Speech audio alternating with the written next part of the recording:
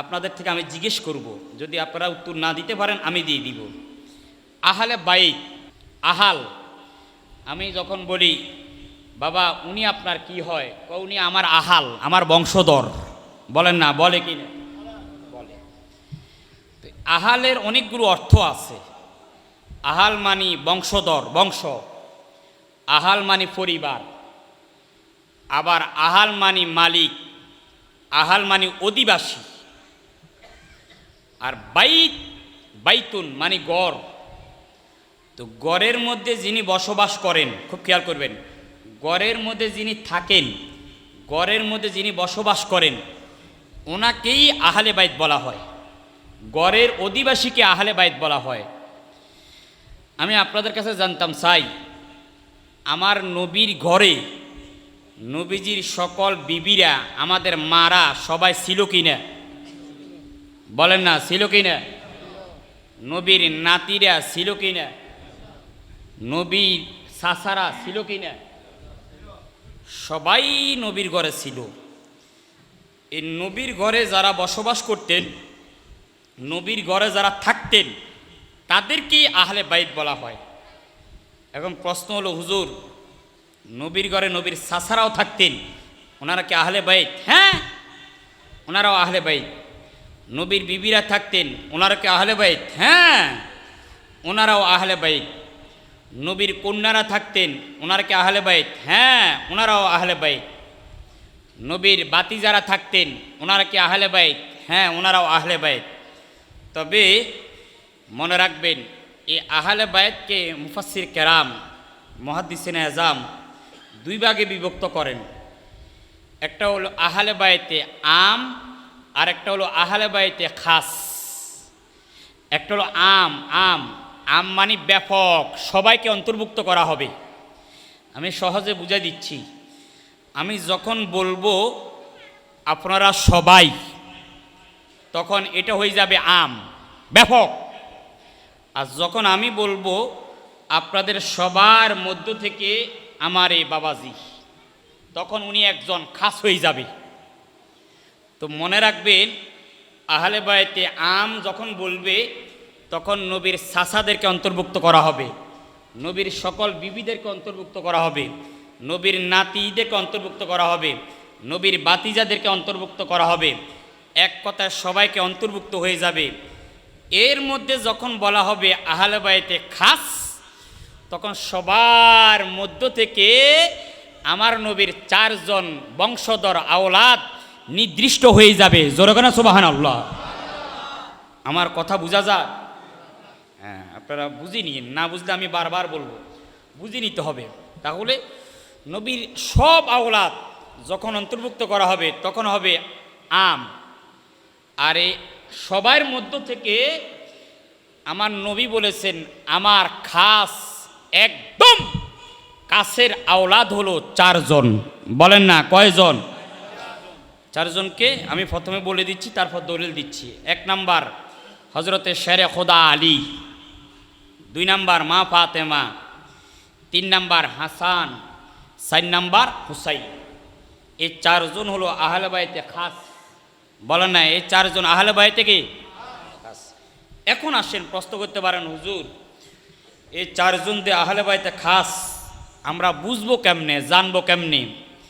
এই বুঝার জন্য, জানার জন্য আল্লাহর কোরআন, আল্লাহ পাক কোরআনুল কারীমের সূরাতুশ শূরার 23 নম্বর আয়াতে আল্লাহ বলেন, কুল, হে নবী আপনি বলে দেন, লা আসআলুকুম আলাইহি আজরান, আমি তোমাদের নিকট কোনো বিনিময় চাই না, কোনো প্রতিদান চাই না। উম্মত, আমি তাইফের ময়দানে গেলাম, রক্ত মোবারক কোরবান করে দিলাম। আমি উহুদের ময়দানে গেলাম, দান্দান মোবারক শহীদ করলাম। আমি বদরের ময়দানে কত কষ্ট করলাম, হুনাইনের ময়দানে অনেক কষ্ট করলাম, খন্দকের ময়দানে নিজে পাথর সরালাম, গর্ত করলাম। আমার নবী বলেন, এত কষ্ট যে তোমাদের জন্য করলাম, লা আসআলুকুম আলাইহি আজরান, এ কষ্টের কোনো বিনিময় আমি নবী তোমাদের কাছে চাই না, ইল্লা শুধুমাত্র মাওয়াদ্দাতা ফিল কুরবা, আমি নবীর একমাত্র যারা কাছের আওলাদ, আমি নবীর যারা নিকটবর্তী আওলাদ, এই নিকটবর্তী কাছের আওলাদদের ভালোবাসাটা আমি নবী তোমাদের কাছে চাই। জোরে কোন সুবহানাল্লাহ। গভীর মনোযোগ বাবার, আমার বন্ধুরা আমার, আমি বলতেছিলাম জিবরিল আমিন কুরআনুল কারীমের আয়াত নবীর দরবারে নিয়ে আসলেন। ইয়া নবী আল্লাহ, ও মায়ার নবীজি, দয়াল নবীজি, আপনি বলে দেন আপনার উম্মতদেরকে, লা আসআলুকুম আলাইহি আজরান, উম্মত তোমাদের কাছে আমি কোনো বিনিময় চাই না, ইল্লা একটা মাত্র বিনিময় চাই, মাওয়াদ্দাতা ফিল কুরবা। আমি নবীর যারা কাছের আওলাদ আছে, আমি নবীর যারা খাস আওলাদ আছে, আমি নবীর নিকটবর্তী যারা আওলাদ আছে, আওলাদদের ভালোবাসাটা আমি তোমাদের কাছে চাই। এই আয়াতটা যখন জিবরাইল আমিন মদিনার নবীর দরবারে নাজিল করলেন, ওই সময় আমার নবীর সামনে বসা ছিলেন রাইসুল মুফাসসিরিন আব্দুল্লাহ ইবনে আব্বাস, আমার নবীর সামনে বসা ছিলেন। জলিল কদর সাহাবীরা আমার নবীর সামনে বসা ছিলেন। সাহাবীরা চিন্তা করতে লাগলেন, কে নবীর খাস আওলাদ, কে নবীর কাছের আওলাদ, কারা নবীর নিকটবর্তী আওলাদ, যাদেরকে ভালোবাসা আল্লাহ আমাদের উপর ফরজ করে দিয়েছেন। আমরা তো চিনি না, আমরা তো জানি না। সাথে সাথে আব্দুল্লাহ ইবনে আব্বাস দয়াল নবীর দরবারের মধ্যে দাঁড়ায় গেলেন। এই কথাটা তাফসীর ইবনে কাসিরের মধ্যে আল্লামা ইমাদউদ্দিন ইবনে কাসির উল্লেখ করেন। শুধু তাই নরে বাবা, আল্লামা মাহমুদ আলুসি হানফি রহমাতুল্লাহ আলাইহি তাফসীরে রুহুল মানির মধ্যে উল্লেখ করেন। আব্দুল্লাহ ইবনে আব্বাস দাঁড়ায় গেলেন। ইয়া নবী আল্লাহ, নবীজি, ও গুমায়ার নবীজি আমার, মানহুম কারাবাতুকা আল্লাযী ওয়াজাবাত আলাইনাল মাওয়াদ্দাতা। ও নবী, নবীজি, আপনার নিকটবর্তী আওলাদ কারা, আপনার কাছের আওলাদ কারা, যাদেরকে ভালোবাসা আল্লাহ আমাদের উপর ফরজ করে দিয়েছেন। ও নবী, আমরা তো জানি না, চিনি না তারা কারা। সাথে সাথে আমার নবী ডাক, দেখো সাহাবীরা রে, আমি নবীর একদম কাছের এবং নিকটবর্তী আওলাদ হলো 4 জন। 1 number Ali, 2 number Fatema, 3 number Hasan, 4 number Husain. এই 4 জন হলো আমি নবীর একদম কাছের আওলাদ। এই 4 জনকে ভালোবাসা আমার আল্লাহ কিয়ামত পর্যন্ত আমার উম্মতের জন্য ফরজ করে দিয়েছেন। জোরে কোন সুবহানাল্লাহ। আরো জোরে বলেন সুবহানাল্লাহ। কথা বুঝা যায়? সাহাবী আমার নবীর দরবারে যখন জিবরাইল আয়াত নাজিল করলেন, নিয়ে আসলেন, সাহাবায়ে কেরাম চিন্তায় পড়ে গেলেন, আমরা তো চিনি না, আমরা তো জানি না। আব্দুল্লাহ ইবনে আব্বাস দাঁড়ায় গেলেন, হুজুর, মানহুম কারাবাতুকা আল্লাযী ওয়াজাবাত আলাইনাল মুআদ্দাতা। ও নবী, আপনার নিকটবর্তী আওলাদ কারা, যাদেরকে ভালোবাসা আল্লাহ আমাদের উপর ওয়াজিব করে দিয়েছেন, ফরজ করে দিয়েছেন, কারা, তারা কারা? আমার নবী বলেন, আমার নিকটবর্তী খাস আওলাদ হলো 4 জন, আলী, ফাতেমা, হাসান, হুসাইন। এই 4 জন আমি নবীর কাছের আওলাদ। এই 4 জনকে ভালোবাসা আমার আল্লাহ কিয়ামত পর্যন্ত আমার উম্মতের উপর ফরজ করে দিয়েছেন। জোরে বলেন সুবহানাল্লাহ। তার মানে কোরআনের আয়াত তাফসীরের ইবারত দ্বারা প্রমাণ হয়ে গেল, আমার নবীর কাছের একদম খাস আওলাদ কয়জন? বাজি আরো আওয়াজ করুন বলবো, কয়জন? 1 নাম্বার, সবাই আওয়াজ দিয়ে বলেন, 1 নাম্বার আলী। এই নামগুলো নিল সোয়াব বলেন না। 1 নাম্বার কি? 2 নাম্বার ফাতেমা, আরো জোরে 2 নাম্বার কি? 3 নাম্বার হাসান, আরো জোরে 3 নাম্বার, 4 নাম্বার হুসাইন। বলেন 4 নাম্বার কি? 1 নাম্বার গেল। 2 নাম্বার দলিল সুনানে তিরমিজির হাদিস, আবার মুসলিম শরীফও আছে। আমার নবীজি মসজিদে নববী থেকে চাদর গায়ে দিয়ে বের হচ্ছেন, মসজিদে নববী থেকে চাদর। হঠাৎ করে মা ফাতেমা আসলেন, আমার নবী ওই চাদরের ভিতরে ঢুকাইলেন। শেরে খোদা আলী আসলেন, ওনাকেও ঢুকাইলেন। হজরতে হাসান হুসাইন আসলেন, ওনাদেরকেও ঢুকাইলেন। কিছুক্ষণ পরে আমার নবীর একজন বিবি, আমাদের মা। নবীর বিবিরা হলো আমাদের মা, মনে রাখবেন আমাদের কি। উম্মে সালমা আসলো, হুজুর আপনি চাদরের ভিতরে 7 জনকে ঢুকাইলেন, আমাকে একটু ঢুকান না। আমার নবী বলেন, উম্মে সালমা, এই চাদরের ভিতরে সবাই ঢুকতে পারবে না, একমাত্র আমি নবীর যারা খাস কাছের আওলাদ তারাই এই চাদরের অন্তর্ভুক্ত হতে পারবে। জোরে না সুবহানাল্লাহ। তাহলে চাদরের ভিতরে ঢুকলো কয়জন? বলেন না কয়জন? 2 নাম্বার গেল। 3 নাম্বার হাদিসে মোবাহালা। হাদিসে মোবাহালা, হাদিসে মোবাহালা মানে কি আমি একটু বুঝে দিচ্ছি আপনাদেরকে। একদিন কাফেররা আমার নবীর দরবার আসলেন, এসে বলতেছেন, হে মোহাম্মদ, আমরা কাফের ইহুদিরা আমরা সত্যের উপর আছি, হকের মধ্যে আছি। আমার নবী বলেন, না, তোমরা সত্য এবং হকের মধ্যে নাই, আমি নবী হকের মধ্যে আছি। এইভাবে যখন কাফের এবং আমার নবীর মধ্যে যখন তর্ক শুরু হয়ে গেল, আচ্ছা এই দুইজনে যে তর্ক করতেছে কাফের এবং আমার নবী, আমি আপনাদের কাছে জানতাম চাই, আমার আল্লাহ দেখে কি না? বাজি আরো জোরে, দেখে কি না? আল্লাহর সাথে সাথে জিব্রাইলকে পাঠা দিলেন, ও জিব্রাইল, কাফেররা আমার নবীর সাথে তর্ক করে, আমি আল্লাহর ভালো লাগে না, যাও। সূরা আল ইমরানের আয়াত আল্লাহ নাজিল করে দিলেন। জিব্রাইল আমিন এসে বলতেছেন, ফানাদু আবনা আনা ও আবনা আকুম, ও নবী, আপনি তাদের সাথে তর্ক করা দরকার নাই, একটা কাজ করেন। কি কাজ? আপনি কাফেরদেরকে বলেন তারা তাদের সন্তানদেরকে নিয়ে খোলা ময়দানে আসুক, আর আপনি নবী আপনার সন্তানদেরকে নিয়ে খোলা ময়দানে যাবেন। 2 পক্ষে আমি আল্লাহর কাছে দোয়া করবেন, যে হকের উপর আছে আমি আল্লাহ তাকে রক্ষা করব, আর যে হকের উপর নাই আমি আল্লাহ তাকে ধ্বংস করে দিব। যখন এই প্রস্তাব দিল, কাফেররা রাজি হইছে, ঠিক আছে আমরা ময়দানে আসব। পরের দিন সকালবেলা, সহি মুসলিমের হাদিস 2424 নাম্বার হাদিস, সহি মুসলিম 2424 নাম্বার হাদিস। পরের দিন আমার নবী ময়দানে গেলেন।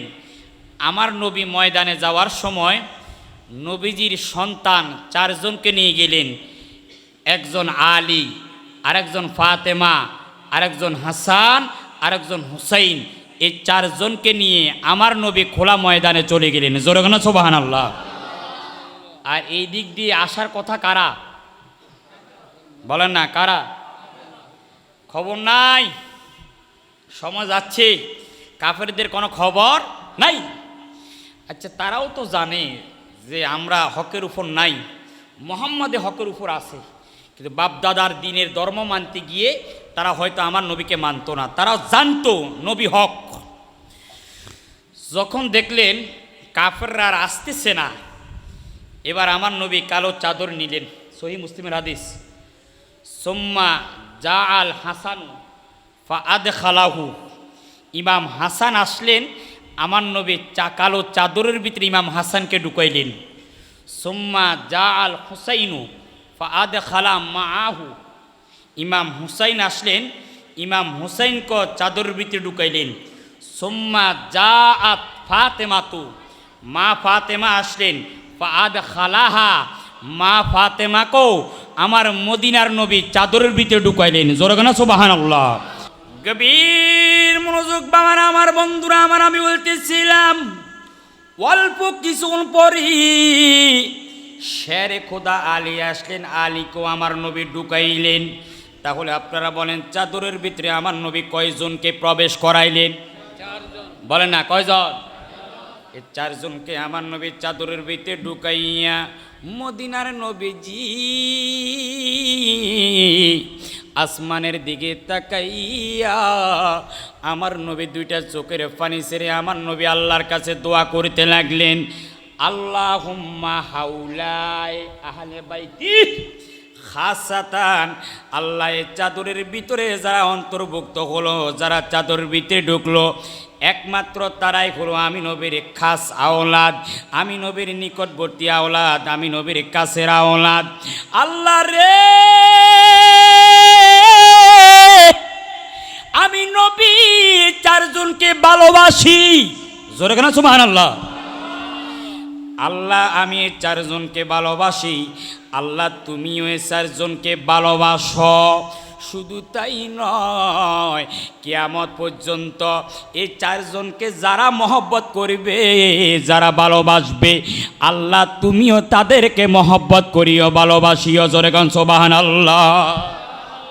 আয় হ্যাঁ হ্যাঁ, সহিহ মুসলিমের হাদিস। আমার নবী দোয়া করলেন, আল্লাহ আমি তাদেরকে ভালোবাসি, আল্লাহ তুমিও তাদেরকে ভালোবাসো। এবং এই আহলে বায়াতকে যারা মহব্বত করবে, আল্লাহ যারা ভালোবাসবে, আল্লাহ তুমিও তাদেরকে মহব্বত করো, ভালোবাসো। জোরে না সুবহানাল্লাহ। তার মানে এই হাদিস দ্বারাও প্রমাণ হয়ে গেল, এই হাদিসের মাধ্যমে প্রমাণ হয়ে গেল আমার নবীর একদম খাস কাছের আওলাদ কয়জন? বোঝেন না, আরো জোরে কয়জন? এক নাম্বার বলেন হযরতে শেরে খোদা আলী, আরো জোরে বলুন না, নাম কি? আলী। দুই নাম্বার কি? ফাতেমা, আরো জোরে। দুই নাম্বার। তিন নাম্বার হাসান, আরো জোরে। তিন নাম্বার। চার নাম্বার। তাহলে আজকে থেকে আপনাদেরকে বলে যাই, কেউ যদি প্রশ্ন করে আহলে বাইত কারা, তখন বলবেন নবীর সবাই বংশধর যারা, সবাই আহলে বাইত। তবে এ সবার মধ্যে থেকে খাস নির্দিষ্ট হলো চারজন। বলে না কয়জন? বর্তমান মিডিয়ার যুগ, আপনি টিপ দিলে সব মিডিয়ার মধ্যে পেয়ে যাচ্ছেন। এই মিডিয়ার মাধ্যমে এক শ্রেণীর হুজুররা, শায়েকরা এভাবে রুমাল টুমাল লাগাই মিডিয়ার মাধ্যমে বলতেছে আওলাদে রসুল নবীর বংশ নাই, বর্তমানে নাই, বর্তমানে নাই। এখন ওরা যে নাই বলে, এই নাই বলার পিছনে একটা যুক্তি দেয়, খুব চমৎকার যুক্তি। যুক্তিটা কি? ভালো করে শোনেন। আমার এই বাবার, আপনার ছেলে আছে কি না, মেয়ে আছে কি না? আমি আপনার কাছে প্রশ্ন, অথবা আপনাদের সবার কাছে প্রশ্ন, একজন ব্যক্তির বংশ জারি থাকবে, বংশ চালি থাকবে কি মেয়ের মাধ্যমে নাকি ছেলের মাধ্যমে? হ্যাঁ, একটু জবাব দিবেন আপনারা। এই প্রশ্ন বুঝে শুনে উত্তর দিবেন। একজন ব্যক্তির বংশের পরিচয়, বংশ জারি থাকবে, চলমান থাকবে কি ছেলের মাধ্যমে নাকি মেয়ের মাধ্যমে? হ্যাঁ, আমার বাবা বলছে মেয়ের মাধ্যমে। মেয়ে তো বিয়ে দিলে অন্য জায়গায় চলে যায়, তো ওই মেয়ের যারা আওলাদ, এটা কি আপনার মাধ্যমে জারি হবে নাকি ওর মাধ্যমে জারি হবে? হ্যাঁ, ওর মাধ্যমে এটা পরিচয় হবে। আর আপনার বংশর জারি হবে, প্রবাহমান থাকবে, চলমান থাকবে আপনার ছেলের মাধ্যমে। বলেন তাহলে একজন ব্যক্তির বংশের পরিচয় কি মেয়ের মাধ্যমে নাকি ছেলের মাধ্যমে? ছেলের মাধ্যমে। এই কথাতে আপনারা একমত? এবার আসেন, ওদের যুক্তি হলো, খুব খেয়াল করবেন, আমার নবীর ছেলে ছিল কাসেম, তৈয়ব, তাহের, ইব্রাহিম, আমার নবীর ছেলে ছিল, তবে সবাই নাবালক অবস্থায় ইন্তেকাল করছেন। ওনারা বালেগ হওয়ার সুযোগ হয় নাই, নাবালক অবস্থায়, ছোট্ট অবস্থায় ইন্তেকাল করেছেন। তো যেহেতু নবীর ছেলেরা নাবালক অবস্থায় ইন্তেকাল করেছেন, আপনারা কিছুক্ষণ আগে বললেন ছেলের মাধ্যমে বংশের পরিচয়, ছেলের মাধ্যমে বংশ জারি। এখন যেহেতু নবীর ছেলেরা নাবালক অবস্থায় ইন্তেকাল করেছেন, সুতরাং আর নবীর বংশ থাকতে পারে। যুক্তি তো ঠিক আছে বাজি, আপনি এই যুক্তি তো ফালাই দেওয়ার মতো না। এখন আপনাকে যদি এই প্রশ্ন করে, আপনি নিজে বললেন বংশের পরিচয় হবে ছেলের মাধ্যমে, এখন নবীর ছেলেরা তো ছোট কালে ইন্তেকাল করেছেন, তার মানে এখন আর নবীর আওলাদ নাই। আপনি কি জবাব দিবেন বলেন? আপনার কি জবাব দিবেন বলেন আমাকে একটু। ওয়াস্ত জীবন অনেক শুনছেন, কি উত্তর দিবেন? ওরা যদি এরকম প্রশ্ন করে আপনাকে কি জবাব দিবেন বলতে পারবেন? না। এবার আমি উত্তর বলে দিচ্ছি, ভালো করে খেয়াল করেন, খুব খেয়াল করবেন। কোরআন হাদিসে শরীয়তের দলিল হলো চারটা। শরীয়তের দলিল হলো চারটা: কিতাবুল্লাহ, সুন্নতে রসুলুল্লাহ, এজমাই উম্মাহ, কিয়াস। কিয়াস মানে যুক্তি, আর সুন্নতে রসুল মানে আমার নবীর হাদিস। খুব খেয়াল করবেন, আমি আপনাদেরকে বুঝে দিচ্ছি, শরীয়তের হুকুম হলো কোরআনে যদি কোনো প্রমাণ থাকে, দলিল থাকে, তাহলে হাদিসের আর কোনো প্রয়োজন নাই। আবার হাদিসে যদি কোরআনে যদি পাওয়া না যায়, এবার হাদিস দেখতে হবে। হাদিসের মধ্যে যদি কোনো প্রমাণ পাওয়া যায় তাহলে এজমার আর দরকার নাই। আবার এজমাতে যদি হাদিসে পাওয়া গেল না, এবার এজবার মাধ্যমে সাহাবায়ে কেরাম, ওলামায়ে কেরামের এজবার মাধ্যমে সেটার প্রমাণ যুক্তি আপনি দিবেন। এজমা তো ফেলেন না, এবার আপনি কিয়াসের মাধ্যমে, যুক্তির মাধ্যমে ওই মাসালার সমাধান দিবেন। এখন আমি আপনাদের কাছে জানতাম চাই, এটা হাদিস বুঝানোর জন্য, এটা হলো হাদিস আর এটা কিয়াস যুক্তি, এটা চতুর্থ নাম্বার, এটা দ্বিতীয় নাম্বার দলিল ইসলামী, হ্যাঁ 2 নাম্বার দলিল এটা, আর এটা চতুর্থ নাম্বার। আমি আপনাদের কাছে জানতাম চাই, যদি কোরআনের হাদিসের যদি দলিল থাকে, এটা হাদিস এটা যুক্তি দুইটাই আছে। এখন আপনারা কি যুক্তি মানবেন নাকি নবীর হাদিস মানবেন? বলেন না কোনটা?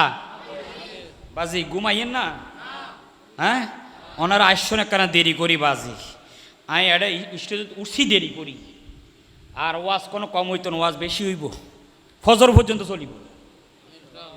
আপনারা যদি বিশ্বকাপ খেলার জন্য যদি 4টা পর্যন্ত অপেক্ষা করতে পারেন, তাহলে আমরা ফজর পর্যন্ত আমার নবীর সম্মান ইমাম হুসাইনের আলোচনা করলে কি কোনো সমস্যা আছে? হ্যাঁ বসে থাকেন, কোনো চিন্তা করিয়েন না। আমি যদি পারি আপনারা পারবেন না? আমার সকাল আবার ক্লাস আছে সকাল 9টা থেকে। যাক, এখন বলছিলাম এটা হাদিস এটা যুক্তি, আপনাদের সামনে দুইটা আছে। এখন আপনারা কি হাদিস মানবেন নাকি যুক্তি মানবেন? আরও জোরে কি? এখন আসেন, তারা দিছে যুক্তি, তারা দিছে কি? যুক্তি।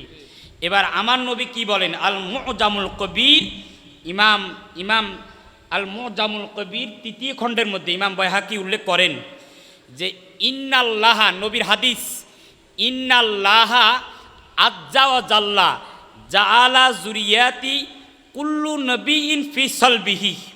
আমার মদিনার নবী বলেন, আদম থেকে শুরু করে ঈসা নবী পর্যন্ত, ঈসা নবী থেকে শুরু করে কিয়ামত পর্যন্ত যত মানুষ দুনিয়ার মধ্যে আসবে, প্রত্যেক মানুষের বংশ জারি থাকবে, চলমান থাকবে তার ছেলের মাধ্যমে। ওয়া ইন্নাল্লাহা আজ্জা ওয়া জাল্লা জাআলা যুরিয়াতি ফি সালবে আলী ইবনে আবি তালিব। একমাত্র আমি নবীর বংশ এই দুনিয়ার মধ্যে জারি থাকবে আমার কন্যা ফাতেমার মাধ্যমে। জোরে কোন সুবহানাল্লাহ। নবী বলেন আমার বংশ জারি হবে আমার কন্যা ফাতেমার মাধ্যমে। আমার নবীর কথা কি অস্বীকার করা যাবে? আরো জোরে যাবে?